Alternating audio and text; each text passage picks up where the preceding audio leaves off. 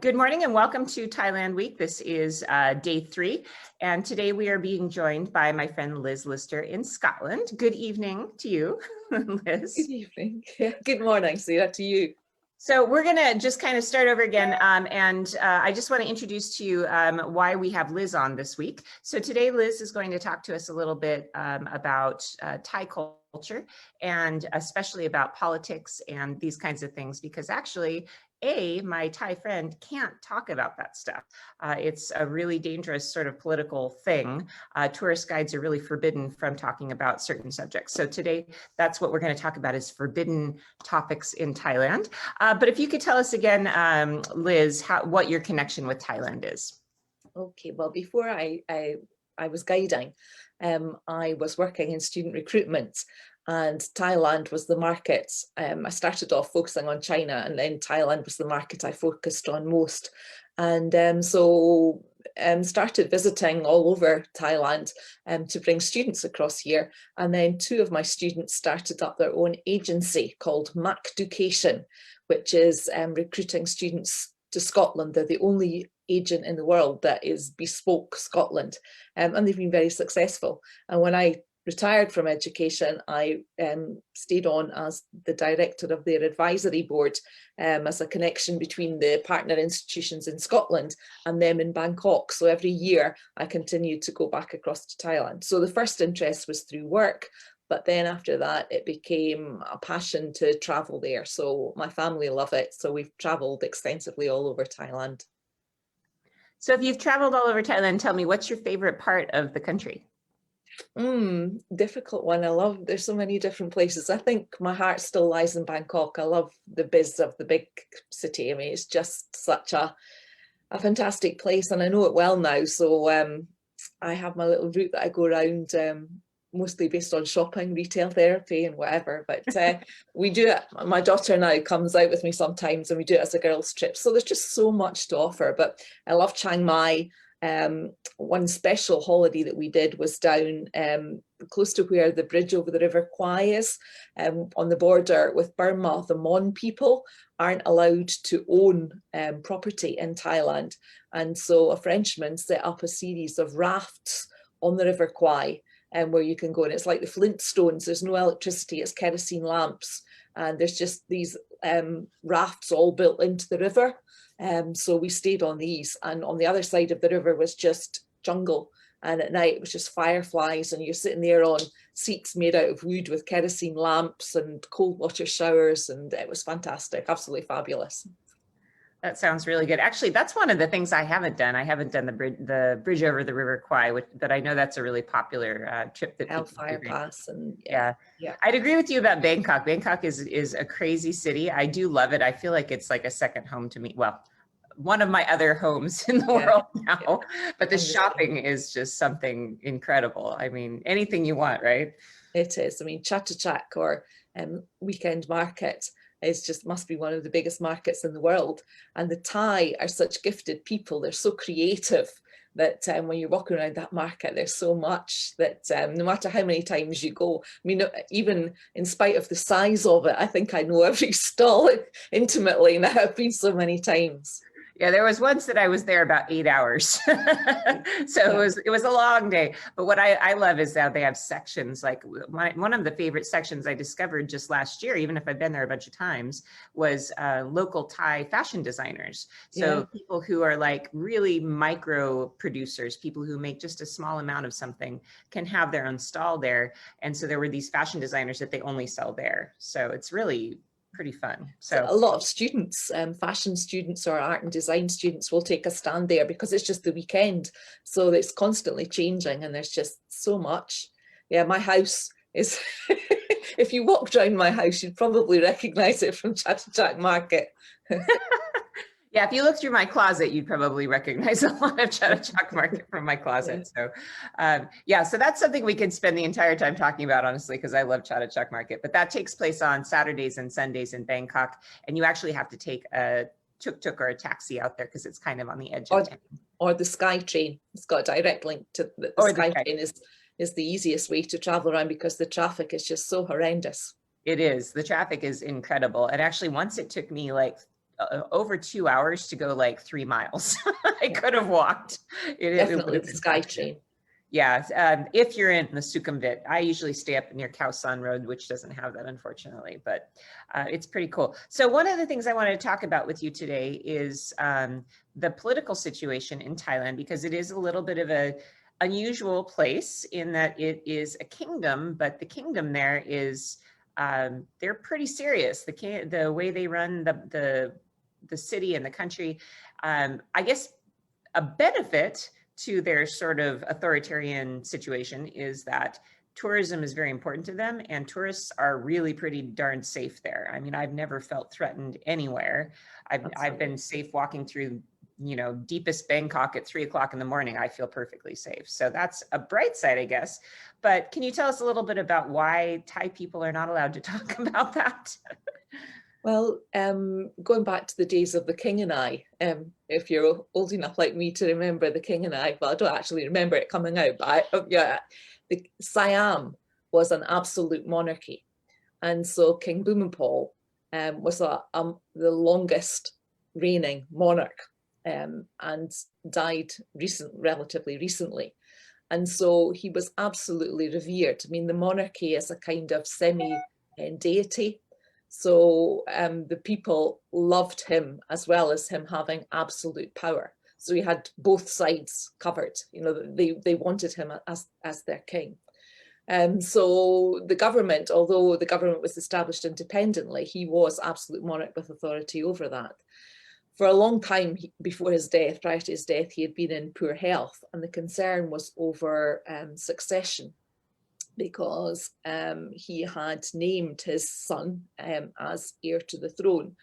Unfortunately, his son leads a colourful life, and the people's choice would probably have been the king's sister, Serinderhorn, Princess Serinderhorn, who, like her father, was loved by the people. So in the lead up to the king's death, there had been a kind of rehabilitation of the crown prince to try and raise his approval status. And so people were concerned that when the king died, there would be turmoil and there would be anarchy and whatever, but they actually managed the situation really well. And so it was quite a smooth transition where the new king went into mourning for a year before he was actually crowned, before the coronation ceremony. So it was quite a smooth transition, but there are very strict laws in Thailand called lèse-majesté, which means that anything that's seen to be an insult to the king is punishable by very, very harsh sentences. It doesn't matter whether it's a Thai native or whether it's a tourist.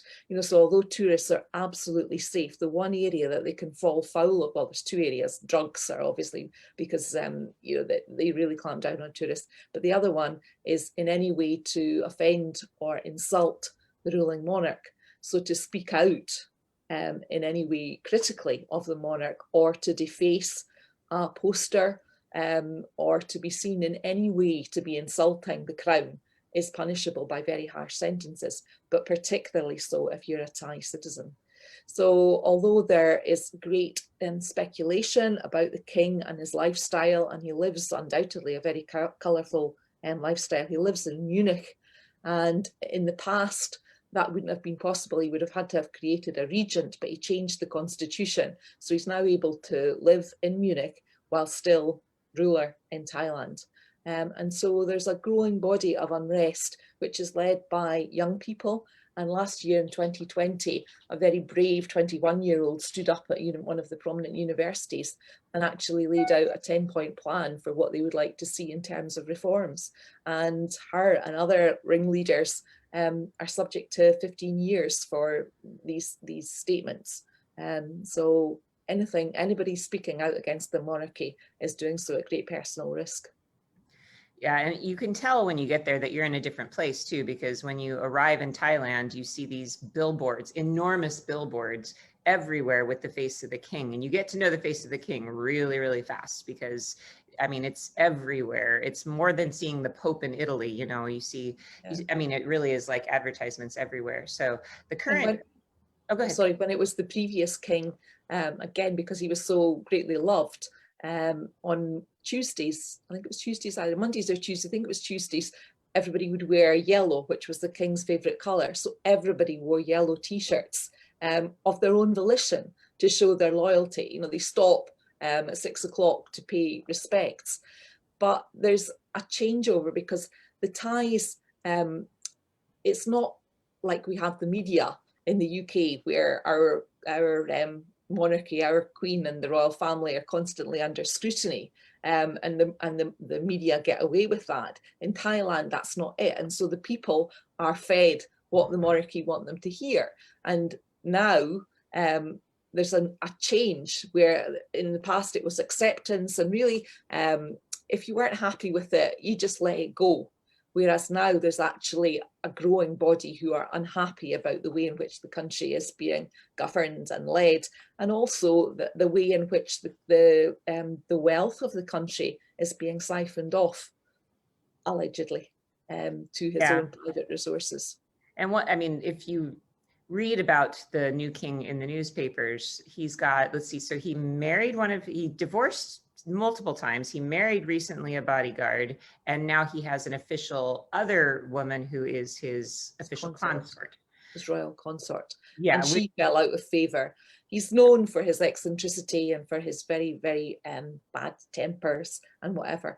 And there are a number of rumours which circulate about royal bodyguards that have been thrown out of windows and whatever. Yeah, so generally a colourful lifestyle. Yeah.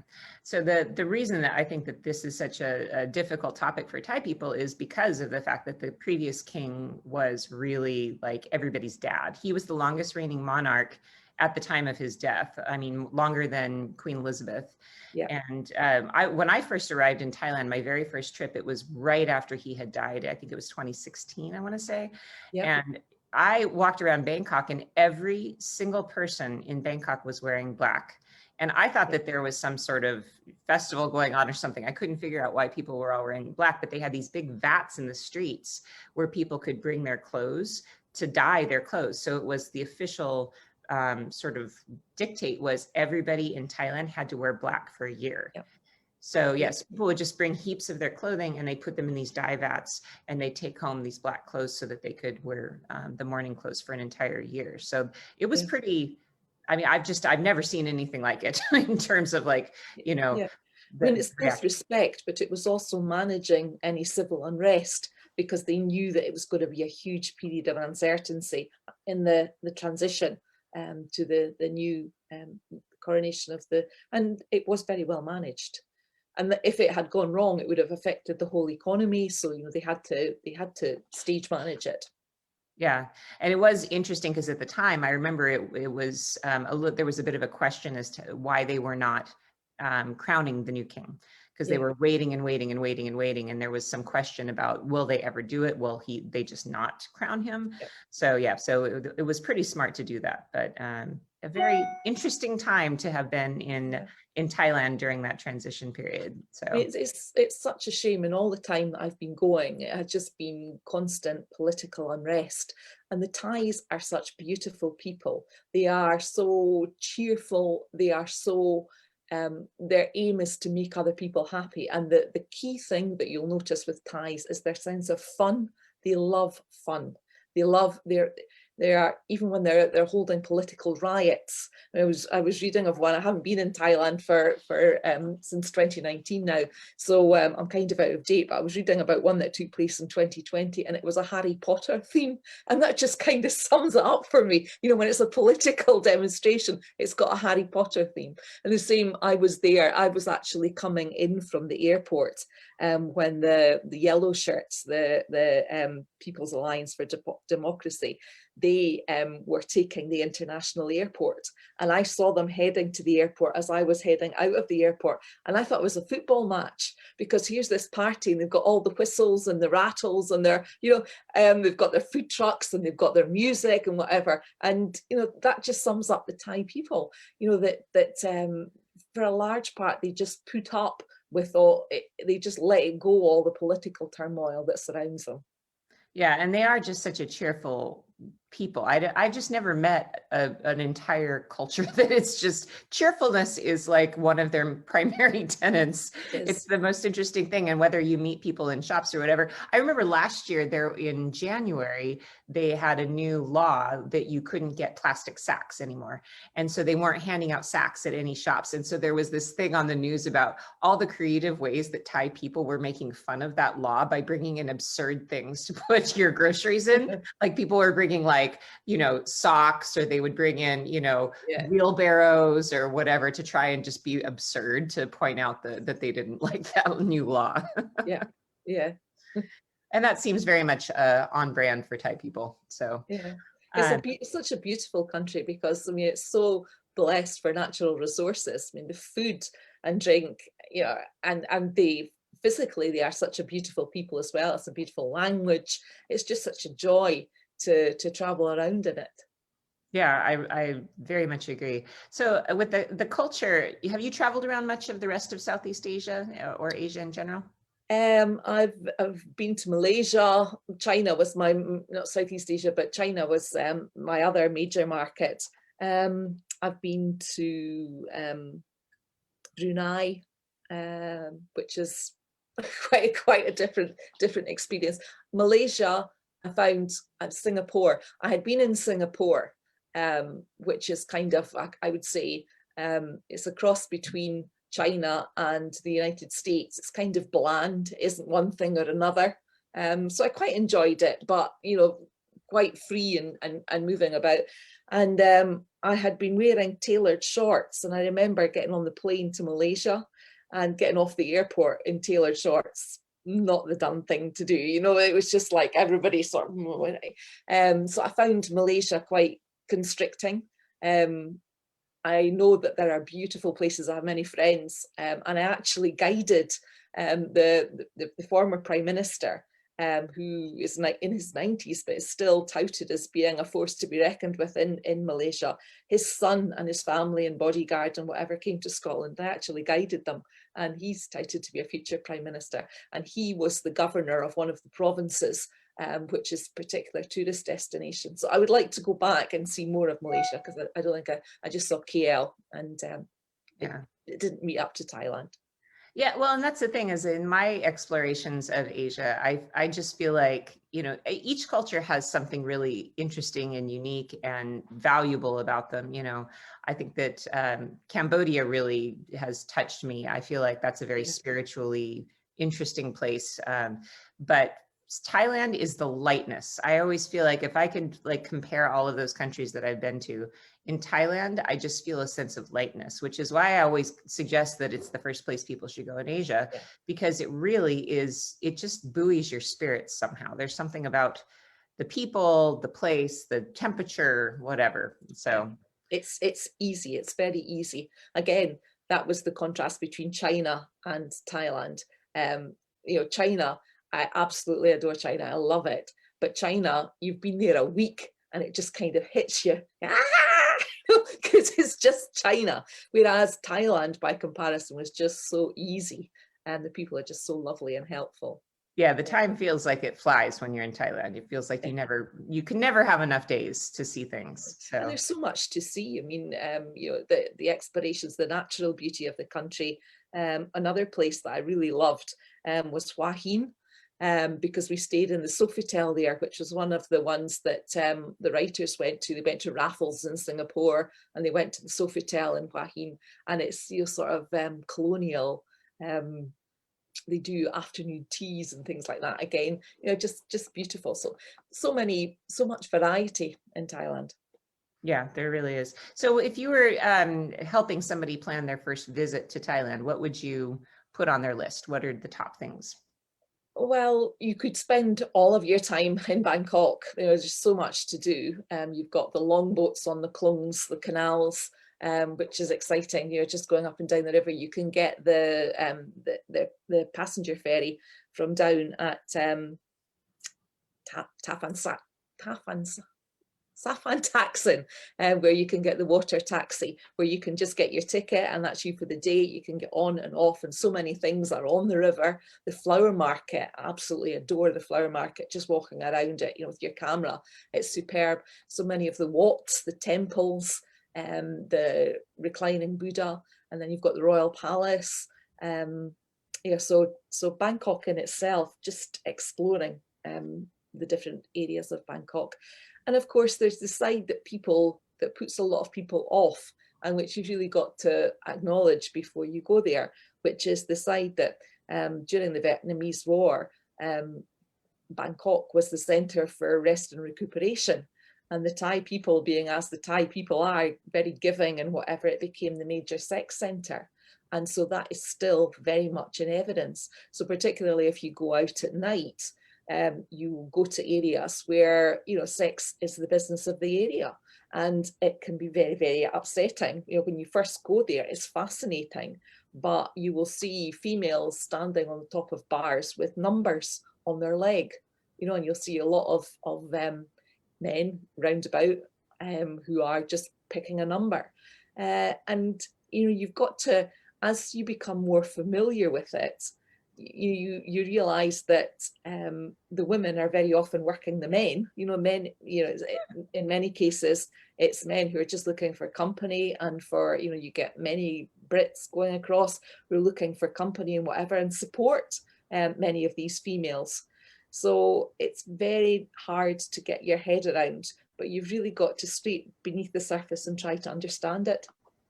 And it's interesting you bring that topic up today, because today is National or International Sex Workers' Rights Day. Right. And this is such a touchy topic, but in all of my travels throughout the world, I have actually talked to women who work in the sex trade. I know people, in the United States who work in the sex trade. And my impression has always been that we're kind of on the wrong side of the philosophy of it, that it seems that in other places where they regulate it and the women have health insurance and they have safety checks and they have somebody watching out for them, that seems to me like a much safer way to take care of women, because that's going to happen anywhere. But particularly in Thailand, that definitely is something that it's an interesting topic, because I remember it was maybe 3 or 4 years ago, they tried to outlaw it. And then the economy ministers were like, you can't do that because it accounts for an enormous amount of their economic activity, actually, doesn't it? Exactly.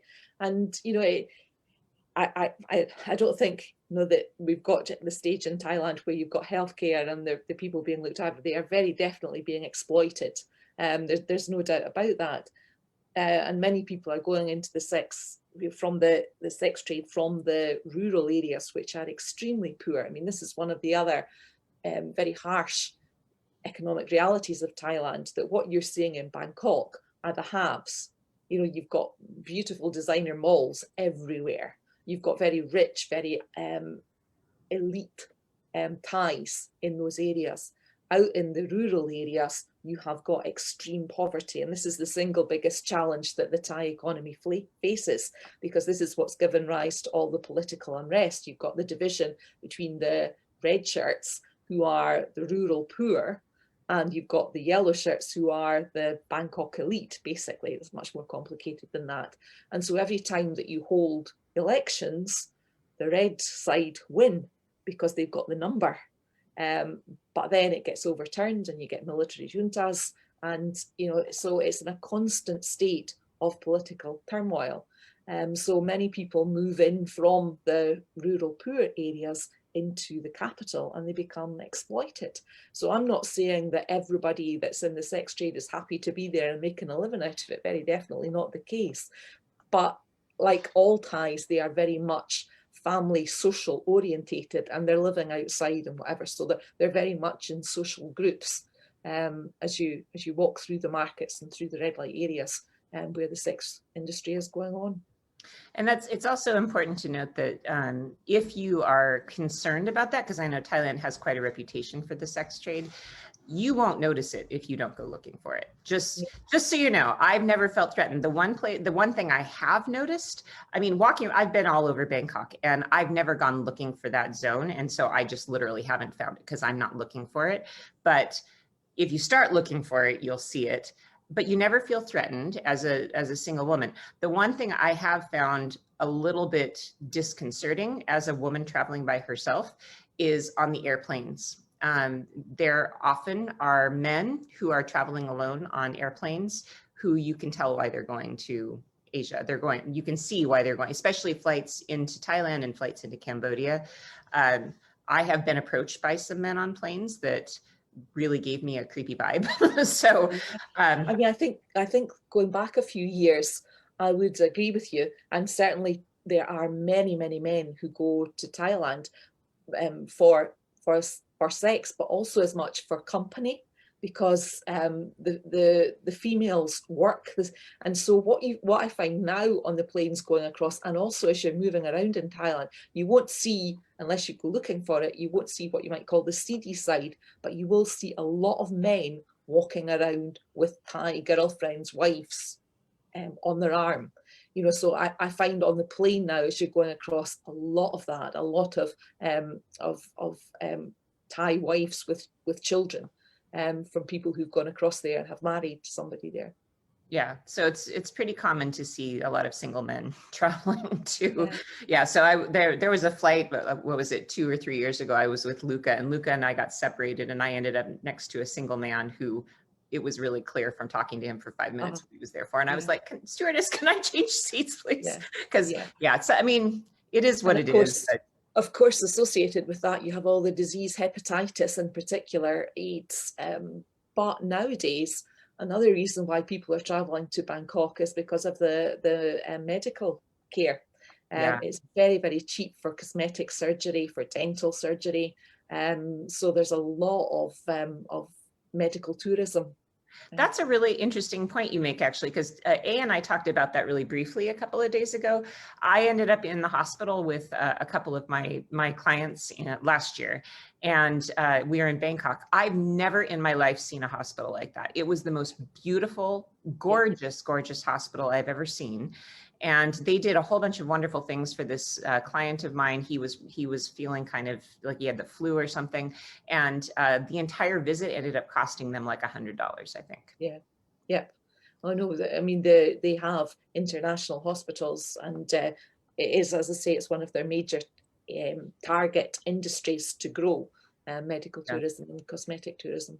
Yeah, and that the tourism aspect is just something that it had never occurred to me until I went into that hospital, and I saw people from all over the world. It wasn't just, you know, America, but from all over the place. And you could tell some of these people that they had gone to Thailand to get treated for things because it's such high quality and low price. Particularly dental implants. A lot of people go for that, because it's very cheap. Well, next time I have to have a dental implant, I know where I'm going. I know. Yeah, that's good to know. I know that Costa Rica is really popular for that, but Thailand I hadn't thought about for dental work. But now that I think about it, I've seen a lot of, especially estheticians. You see a lot of those in Bangkok, people who do like liposuction or any of those kind of treatments. That's really, really common. So, and of course, you've also got the other side, which is the spa therapies. Fantastic for that. I mean, you've got really expensive, you know, many of the hotels have got their own spas, but, you know, just foot massages and nails and manicure, pedicure, you can get a manicure for £5, you know, sort of $10, something like that. Yeah, and that's another take on how you could approach Thailand is, you know, you can do it as a regular tourist destination and see the Wats and all of the historic sites and all of that. But some people will take that as just a wellness vacation. You can go down and you can stay on our tour. We stay on an island. It's the most beautiful island you've ever seen. It looks like Gilligan's Island, and they have a massage hut in the middle of all of these little huts on the beach. And it's just, it feels like. Which island is it you go to? Which island do you go to? Koh Nai, I think it's called. I haven't been there. Yeah, it's in the Trong district, but it's a really beautiful. It's not very populated. It's not one of the more. It's not like Koh Phi Phi or something like that. That's what you need to do, because the islands like Koh Phi Phi and Koh Samui are getting so overdeveloped, particularly with backpackers, that the natural beauty is being lost. So, you know, to get the natural beauty, you need to go to some of it out of the way islands. So that's an interesting topic to talk about now. I think that, you know, Bangkok, Chiang Mai, Sukhothai, all of those areas are very interesting and historical, but the dessert, if you will, is in the south. That's where you go just to really unwind and enjoy. So my approach to it is that we do a couple of different things. Natural beauty, because we like to kind of explore the natural beauty. We go out and we see the lakes area, and then we head out into onto an island. What are your favorite areas in the south to visit? I haven't, not in the South mainland. I've been to a few of the islands, Koh Samui, Phuket. Phuket gets kind of a bad name, but there's some absolutely beautiful areas in Phuket. We go to a national park, Mai Khao Beach, which is beautiful. So I'm trying to think what else. Koh Tao, I'm trying to think how far south that is. Which is a lot of these islands are tremendous for scuba diving because the seas are so pristine and clear. So yeah, but it's more further north, Chiang Mai. I love Chiang Mai. Again, temples and again very popular with backpackers as well. Yeah, one of the places that we like to go is Khao Sok, which is right in the center of the sort of south, and that's a big lake it's an artificial lake, but it has the big outcroppings of rock, and we stay in these floating cabins and all of that. But that's a side of Thailand I think a lot of people don't know about. Is just that No, it is. I haven't been. Yeah, it's such a large country and so much to see. Yeah, that I'm still working on it. So what's on your list for the next time you go to Thailand?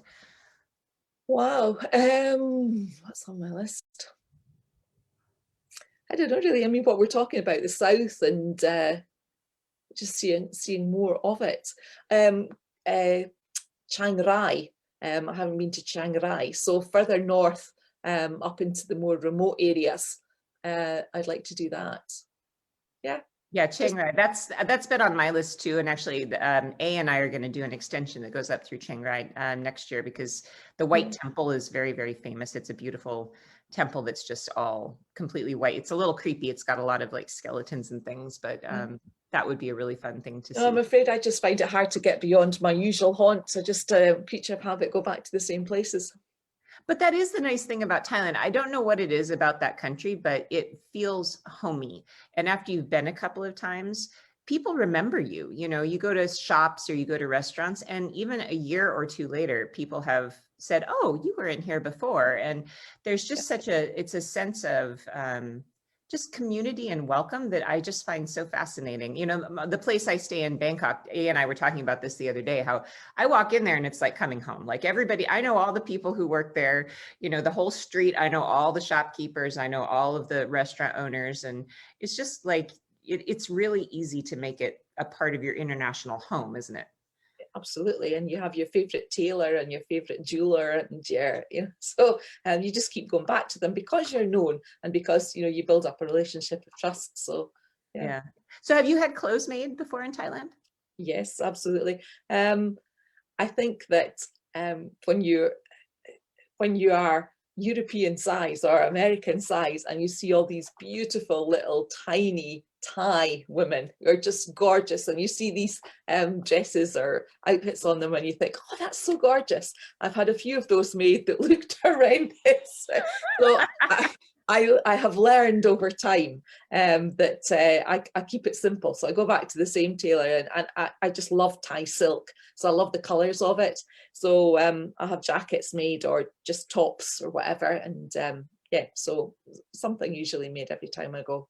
Yeah, I've done that. Last year, I kind of had a lot of fun because I brought the kids with me. And so the kids each got to pick a thing that they wanted to have made. I actually had never done that the first couple of trips I made to Thailand, because I didn't really understand. I mean, I don't need suits. I don't wear that kind of stuff. So I thought, oh, this isn't for me. I don't wear fancy clothes. I don't wear suits. I don't need professional clothes, because that's really the primary piece of their business, is men getting 3-piece suits or women getting suit jackets or whatever. But I realized after being in Vietnam, and we had spent a lot of time with the tailors there, that you can just ask for anything. You can go in. Absolutely. If you've got something that's a favorite piece that you wear, if you've got a style of a top that you really like, you can take it there and they'll copy it and make it, in any, they've got so many fabrics to choose from. I've never had suits made, but we went in 2000. It was the year of the tsunami. We were coming into Thailand as all the battered survivors of the tsunami were leaving. So it was a really hard time to be there, but we were there with friends, and the son of the friends, he was still a student. He was about 19, I think 19, 20. And he was just about to graduate, and he was going for interviews, and he went and had a suit made.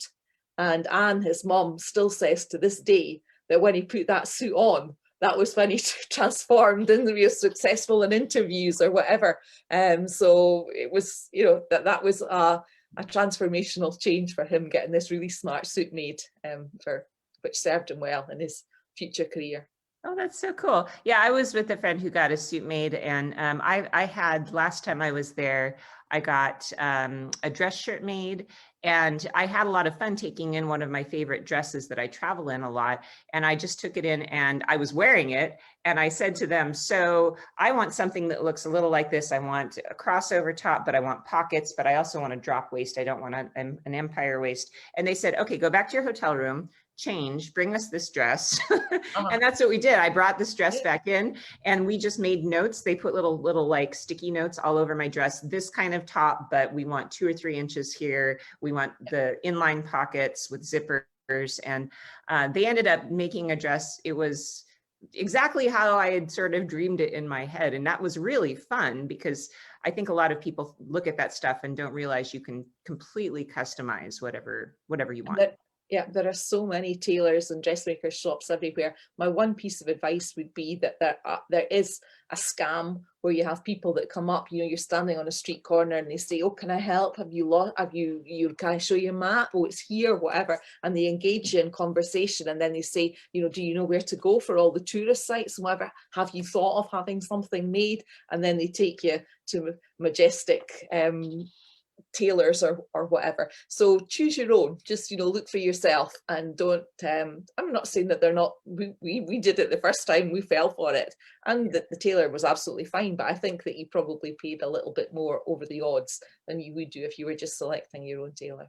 Yeah, probably. I wanted to pull up real quick what I had made, just one of the things I had made last year. So this was an outfit I had made. So a tailored dress shirt, and then pants. And actually, because they're travel, I had these made for travel. They're made out of linen, and I had them put zippers on the pockets. So the pockets I have my hands in, but then they're split on the bottom, so they're a little cooler. And then they have the zippers like that. So you can just dream up anything you want. It's really cool that way, that it's so easy to have a good time getting stuff made. And they have such a wide range of fabrics as well. You know, it's a lot of fun. Joy to choose.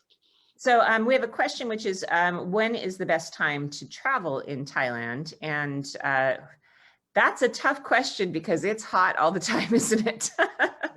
It's just that certain times of the year are wetter, but basically any time. The busy time, what is the festival? The festival of where they have the water festival, they have water bombs and everything. I think it's the beginning of April.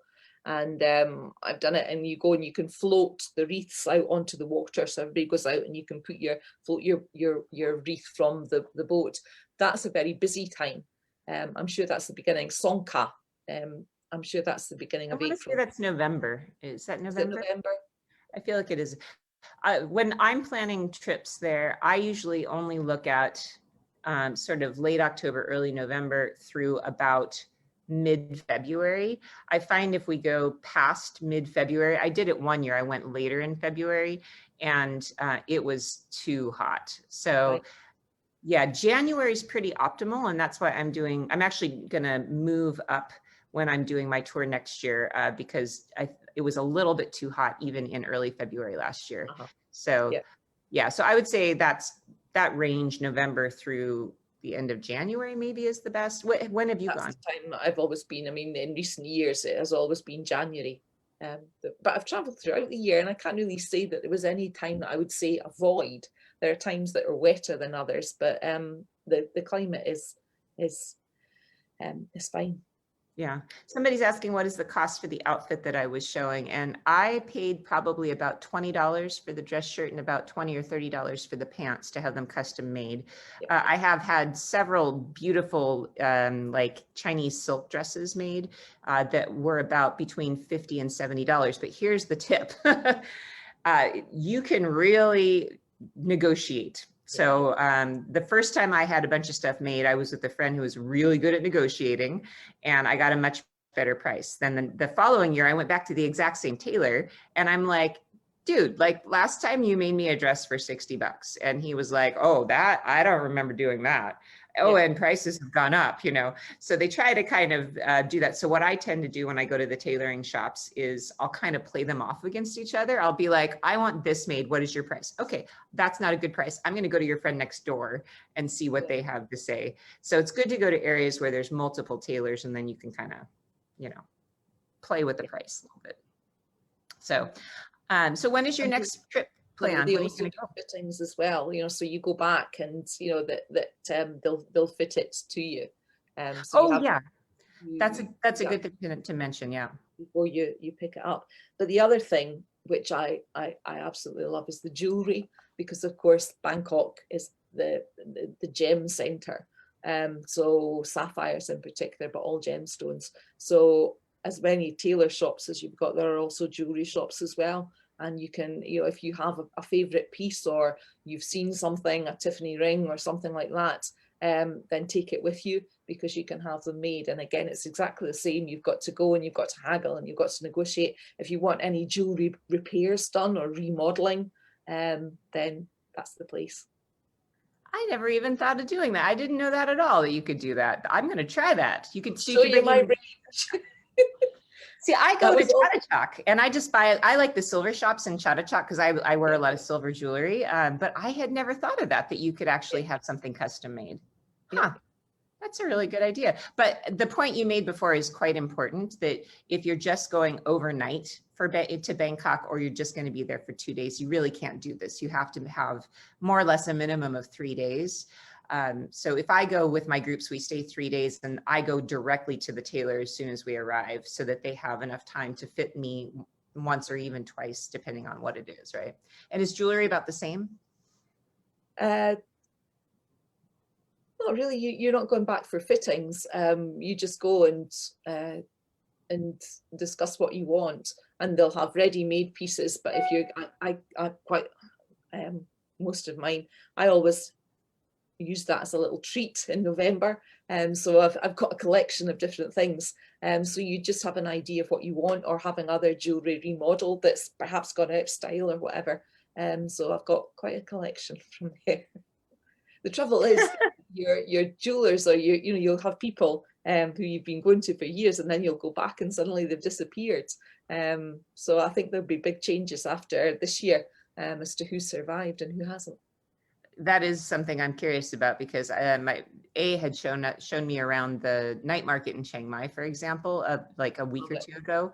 Totally empty, nobody there, not a single vendor. So yeah, it'll be interesting to see who comes back and how that kind of stuff works. I mean, Bangkok, maybe people have been able to survive, but yeah, it's going to be definitely a different game. But as far as the shopping goes, though, I think that both of us would agree that the smart thing to do is to bring a suitcase full of clothing that you plan to throw away and then slowly replace it, right?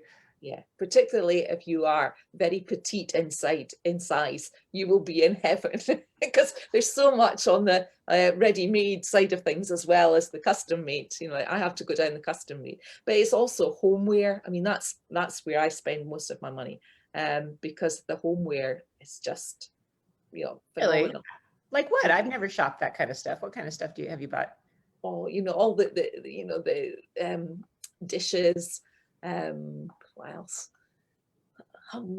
Just ornaments.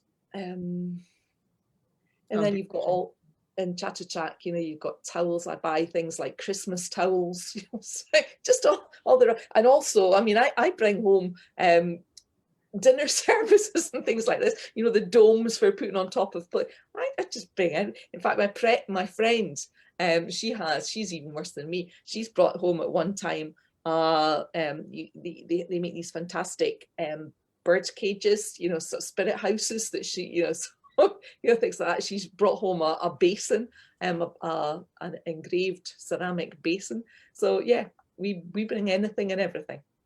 That's what I mean by going around my house. It's going around Chatterjack. Thailand is so dangerous that way, man. And especially because usually I just have my one backpack and I'm going on to other tours afterwards. And it's so hard not to buy a lot of stuff because, yeah, there's just too many beautiful things. Shoes, that's another thing a lot of people love to buy. And I've even found shoes in my size. I wear a 12, which is hard to find even in the US, but I have found things there that fit. So and leather handbags. You've got all the copies, which of course you're not allowed to bring back. But you've got one, you know, all the different handbags and whatever. But be careful with that because they're clamping down on it big style. Yeah, well, and actually one other forbidden topic that I thought that we should address for people is the Buddha, because that is something that as soon as you get out of the airport in Thailand, there are billboards everywhere talking about how you cannot offend the Buddha, basically. Yeah. So what are kind of some tips about that? Because I know that a lot of people think, oh, it might be fun to get a t-shirt with the Buddha on it and wear that to Thailand, and that would be bad, right? It's seen as disrespectful. I think they are targeting more resident Thai natives rather than tourists, but they are trying to elevate respect. One thing that you shouldn't do is point at anything with your toe. You know, that is seen as hugely disrespectful, because a lot of vendors will be down at street level. You know, they'll be selling things at ground level. You never point at anything with your toe, you know, just lifting your foot to point at something. That is hugely disrespectful. You'll also see a lot of, there's the option if the Thais still have military service. And so one option, if you don't want to do military service, you can go into training, religious training. So you can go into religious service. So you will see a lot of monks in their traditional, with young novices, and a lot of monasteries. So, you know, they are very visible on the streets, and you should always just be respectful. Yeah, and the foot thing is actually, I always thought when I heard that, oh, you don't show people the soles of your feet, that's really offensive. I thought, oh, when would I ever do that? There's like no situation in which I would do that. And I accidentally did it once. I was in a minivan and I had a Thai driver and I put my foot up on the rest behind the seat in front of me, which pointed the soles of my feet at him. And I didn't, it's one of those things you have to kind of keep in mind. And another thing that people might want to know is about dressing, because you can't dress necessarily, like you were talking about shorts. Shorts are okay, but long shorts, right? Yeah, it depends where you are. The one that definitely is very, very strict about it is the Crown Palace. And again, the Royal Palace, there are touts going around which tell you it's closed today. I'll take you somewhere else. It's closed today. So you know that it is actually open, but you have to have your legs and your arms covered when you go into the Royal Palace, and into many of the when you're going to visit the Buddhas in the Wats, the temples, there you have to be covered up. But like most places, if you have shorts or short sleeve top on, they will give you scarves and things to cover. So but you do be covered up. I have found that I personally don't feel super I wear tank tops all the time at home and in Europe, you know, sleeveless things, things that are low cut. But when I'm in Thailand, I don't feel comfortable unless I'm at the beach. When I'm at the beach, that's something different. But I have personally found that I prefer to be more covered up when I'm in Chiang Mai or in Bangkok, just because it's a little bit more in line with the way people in Thailand dress, don't you think? Exactly. I think you have to remember that in Bangkok, you're in a city. And so it's really, for a lot of people, it's business clothes. But there are also practical reasons as well. If you're outside, it's a very fierce sun. So it's very easy to get sunburn. But the other side as well, if you're going indoors, particularly to the SkyTrain is always freezing cold. So if you're going backwards and forwards between air conditioning and heat, that's when you begin to pick up viruses or whatever, because your body's just not accommodating. And so to have long sleeves on stops that chill as you go into air conditioned.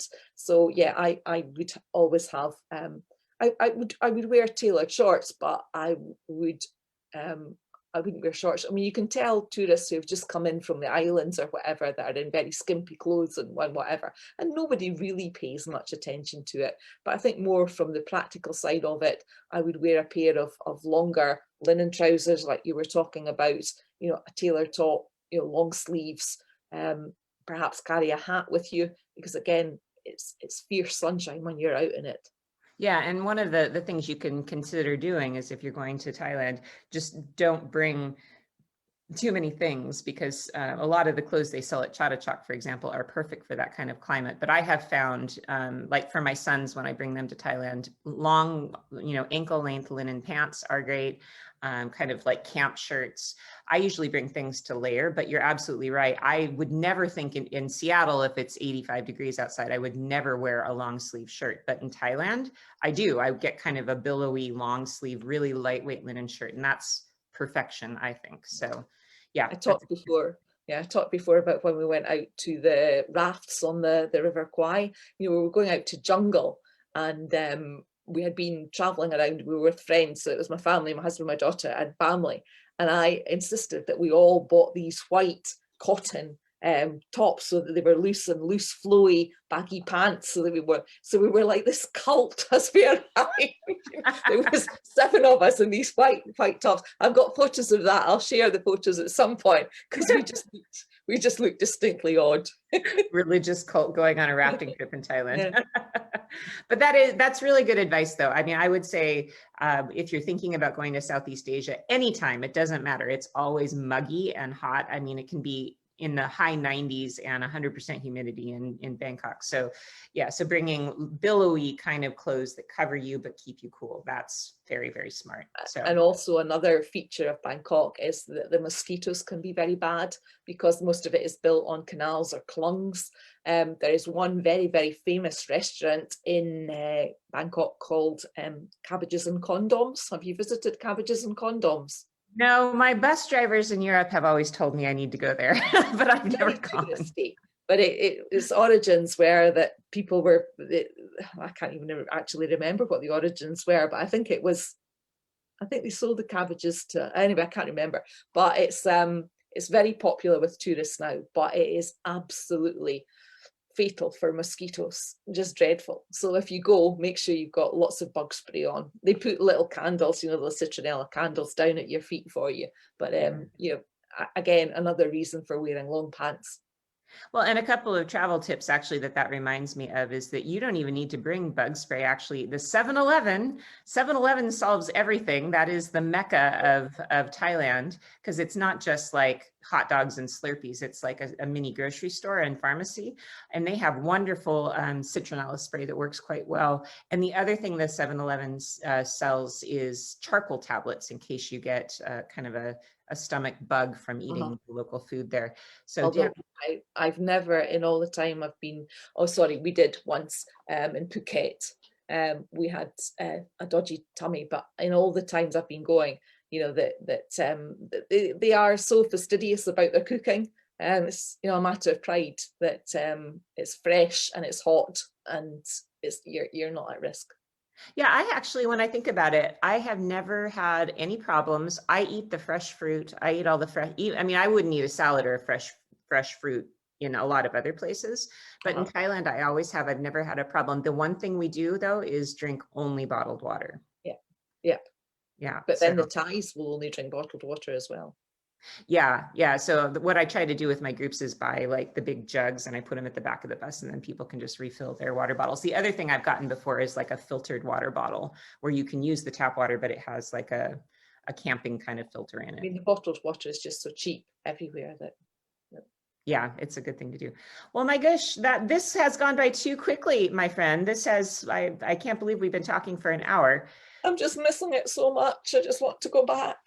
I know. When are you planning to go back? My daughter and I have actually booked. We booked for a spa resort in November 2022. So we have got a booking in for 2022, but I hope to be back before then. Just as soon as I can, I'll be back.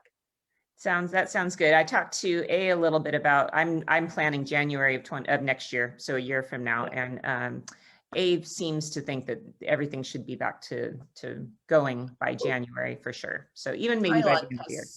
Thailand has been very, very fortunate. It has very few cases because the Thai government have just clamped down on international travel.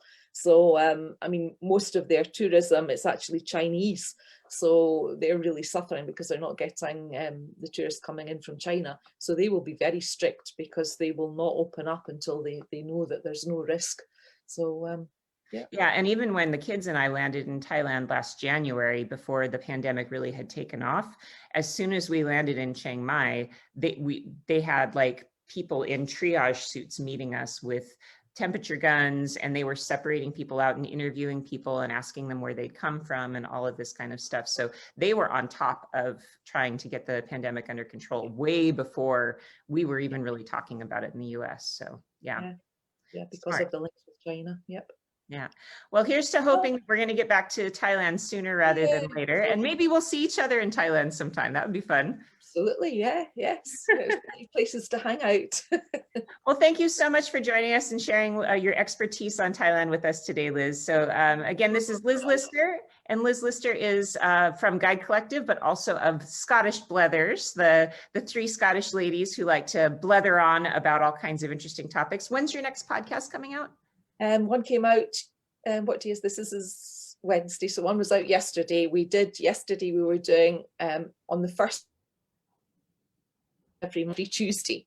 And on the first of every month, we just do a free ranging where we talk about our favourites. So yesterday it was our favourite island. So that was a good one. So we in other ones, we take a topic and we introduce it and then chat about it. Yeah. There's lots out there now to listen to. Great. So if you go to guidecollective.com, you can find us there and you can see all about Scottish Blethers and all of the other things that Liz is up to. So thanks so much for joining me today. Yeah, it was a and pleasure. thank you for everybody for watching. Tomorrow we're going to have, sorry, that's my cat's tail.